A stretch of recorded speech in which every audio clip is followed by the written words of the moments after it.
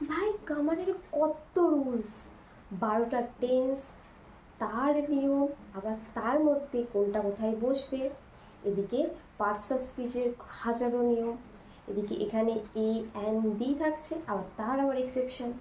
এটা সব নিয়ে মাথায় যাই গুলিয়ে। বেশ এরকম হতো গ্রামারটা ছাড়াই বেশ সুন্দর করে ইংরেজিটা লেখা যেত, বলা যেত, তাহলে কেমন হতো? কি তোমাদেরও কি মাঝে মাঝে এরকমটা মনে হয় যে গ্রামারের রুলস মুখস্থ ছাড়াই সুন্দর করে লেখা যেত? বেশ হ্যাঁ, যেরকমটা তোমরা থাম্বনেলে দেখেছো সেটারই উত্তর করব যে ইংরেজি গ্রামার ছাড়া ইংরেজিতে সচ্ছলভাবে লিখতে পারা সম্ভব কিনা এই ভিডিওতে। হ্যালো ফ্রেন্ডস, তাহলে চলো দেখে নিই ঠিক কী কী উপায় অবলম্বন করলে আমরা গ্রামার মুখস্থ ছাড়াই সুন্দরভাবে ইংরেজিতে লিখতে পারি।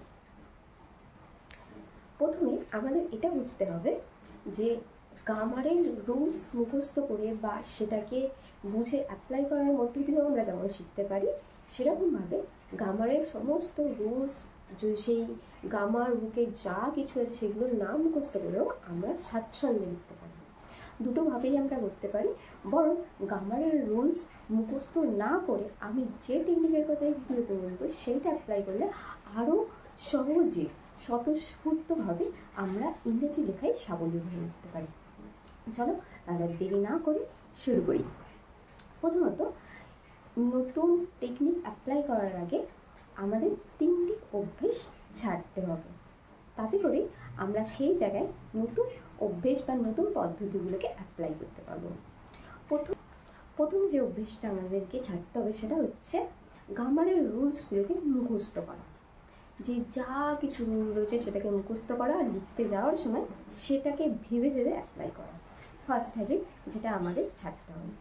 সেকেন্ড যেটা হবে সেটা হচ্ছে একটা ওয়ার্ড ইংরেজিতে শেখার সাথে সাথে সেটা আমাদের মাতৃভাষায় অর্থাৎ বাংলাতে তার মানে কী রয়েছে সেটা সব সময় দেখতে থাকা। যে ধরো আমি একটা ফলকে দেখলাম, ঠিক আছে, ধরো আমি আম দেখলাম, সেটাকে ম্যাঙ্গো মানে আম এইভাবে ধরে ধরে পড়ার অভ্যেসটা ছাড়তে হবে। আর থার্ড যেটা সেটা হচ্ছে বাংলা থেকে ইংরাজিতে পুরোপুরিভাবে ট্রান্সলেশন করার চেষ্টা, অর্থাৎ অনুবাদ করার চেষ্টা। কিন্তু এই অভ্যেসগুলো ছেড়ে দিয়ে আমি ঠিক কোন উপায় অবলম্বন করলে খুব সহজে লিখতে পারি, চলো দেখে নিই। প্রথম উপায়টা কি? প্রথম হচ্ছে অবজার্ভ স্ট্রাকচার। একটা সেন্টেন্সের যে স্ট্রাকচার হয় সেটাকে অবজার্ভ করা। সেটা দুভাবে তুমি করতে পারো, একটা রিডিংয়ের মাধ্যমে আর একটা ওয়াচিংয়ের মাধ্যমে। আর এখানে রিডিং আর ওয়াচিংয়ের দুটো ক্ষেত্রে দুটো জিনিস মাথায় রাখতে হবে। যে টপিকে তুমি জিনিসটা লিখতে চাইছো সেই টপিক নিয়ে তোমাকে আগে পড়ে নিতে হবে। আর যদি তুমি রাইটিং হ্যাবিটটাকে ডেভেলপ করতে চাইছো তাহলে পছন্দের বিষয় দিয়ে শুরু করবে, সেটা ওয়াচিংয়ের ক্ষেত্রে বা রিডিংয়ের ক্ষেত্রে। তো ধরো তোমার পছন্দের টপিক খেলা, তো তুমি রিডিং থ্রু করতে চাইছো, তো প্রথমে টপিকটা গিয়ে গুগলে লিখবে এবং তুমি মানে ইংরেজি লেখার অভ্যেস করে তুলতে চাইলে প্রথমে প্রেজেন্ট টেন্সে লেখা শুরু করো, লিখে দাও যে প্লে ইন প্রেজেন্ট টেন্স। সেখান থেকে যা স্টোরি আসবে বা যা ইভেন্ট আসবে সেগুলো টপ টপ করে ধরে। আর এছাড়া যদি তুমি দেখে শিখতে চাও তাহলে সেই জিনিসটা সেম গুগলে গিয়ে লেখো যে তুমি ধরো মিউজিক নিয়ে বা কোনো সিরিজ নিয়ে, সেখান থেকে তুমি তোমার লেখাটাকে গ্রো করতে চাইছো, তো তার জন্য তোমাকে সেখানে সাবটাইটেলটা অন করে দিতে হবে। আর সেইভাবে অবজার্ভ করতে হবে যে কোন জায়গায় কি ইউজ হচ্ছে, সেটাকে অবজার্ভ করতে করতে সেটা তোমার মধ্যে অটোমেটিক্যালি চলে আসবে। আর এর সঙ্গে সঙ্গে যেহেতু এটা একটা অভ্যেস লেখাটা, তো সেটাকে প্র্যাকটিস করে যেতে হবে। যা দেখবে যা পড়বে সেটাকে অবজার্ভ করার সঙ্গে সঙ্গে নিজের মতো করে লেখা চালিয়ে যেতে হবে। এরপর চলে আসবে প্রথম সেকেন্ড উপায়ে বা সেকেন্ড পদ্ধতিতে, যেটা হচ্ছে যে জিনিসটাকে অ্যাজ ইট ইজ দেখা। সেটা কীরকম? ধরো তুমি একটা ফল দেখলে, ধরো সাপোজ তুমি আমকে দেখলে, ওকে, সেটাকে তুমি দেখছো এমনিভাবে পড়ছো যে আমকে বলে ম্যাঙ্গো।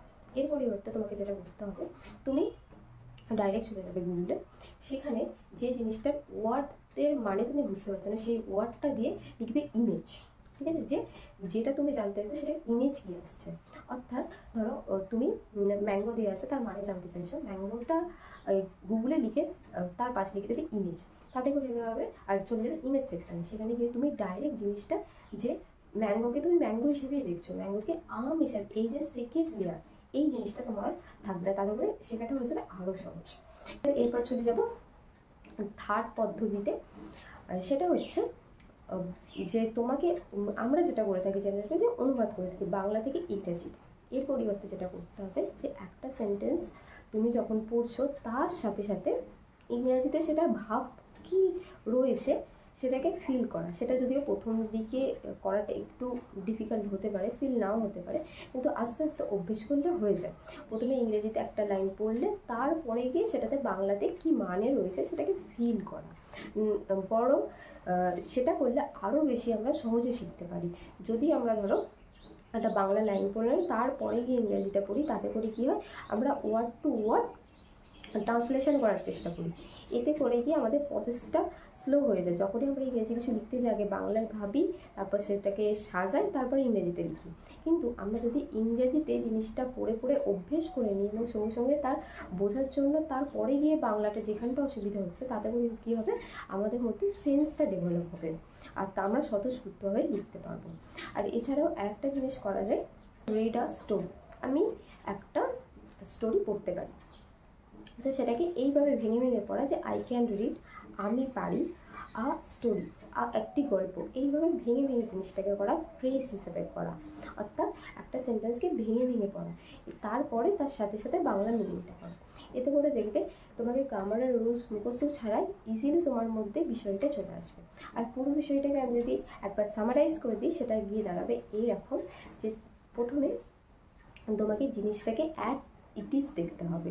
অর্থাৎ তুমি যদি ম্যাঙ্গো পড়ো, ম্যাঙ্গোর ছবি, বা যদি কোনো একটা ইমোশনের ব্যাপারে পড়ো যে লাইক মানে পছন্দ করা, তার ধরো একটা ইমোজি দেখে নিলে যে এমনি করে ইমোজি দেখাচ্ছে, কিছু ইমোজি বা ইমেজ গিয়ে দেখে নেবে গুগলে। তারপরে কি কোনো জিনিসকে ট্রান্সলেশন না করে সেটার ভাবানুবাদ করা। ভাবানুবাদ অর্থ এটাই দাঁড়ায় যে প্রথমে আগে ইংরেজিটা পড়ো, তারপরে সেটার অর্থ কিছুটা বোঝার চেষ্টা করো, যেখানটা বুঝতে পারছো না সেইখানটা বাংলাতে। দ্বিতীয়তে যে একটা স্ট্রাকচারকে সেন্টেন্সে যেভাবে যা আসছে সেটাকে অবজার্ভ করা, যে আয়ের পর অ্যাম আসছে, সি এর পর ইজ আসছে, ওটা গ্রামারের রুলের মধ্যে গিয়ে না মুখস্থ করে অবজার্ভ করে করে তোমার সেটাকে দেখা, অথবা সেটা রিডিংয়ে ভালো করে বুঝে অবজার্ভ করা, তা আর সাথে সাথে লিখতে থাকা। এইভাবে তুমি খুব সহজেই তোমার নিজের হ্যাবিটটাকে আরও সুন্দর করে গ্রো করতে পারবে, স্বচ্ছন্দে লিখতে পারবে। এমনকি তুমি যদি এই একই পদ্ধতি স্পোকেনের ক্ষেত্রে ইউজ করো, তুমি একইভাবে লাভবান হবে। তো সবশেষে একটা কথাই বলবো, পদ্ধতি শুধু শুনলে হয় না, অ্যাপ্লাই করতে হয়। তোমরা এই ভিডিওটা দেখার পর যারা যারা মনস্থির করছো যে অ্যাপ্লাই করবে, তারা কমেন্টে লেখো অ্যাপ্লাই, যাতে করে তোমাদের মন অ্যাকশান নেওয়ার জন্য এখনই প্রস্তুত হয়ে যায়। আজ এই পর্যন্ত বন্ধুরা, সকলে ভালো থেকো, সুস্থ থেকো, ধন্যবাদ, আর আনন্দের সাথে শিখতে থাকো।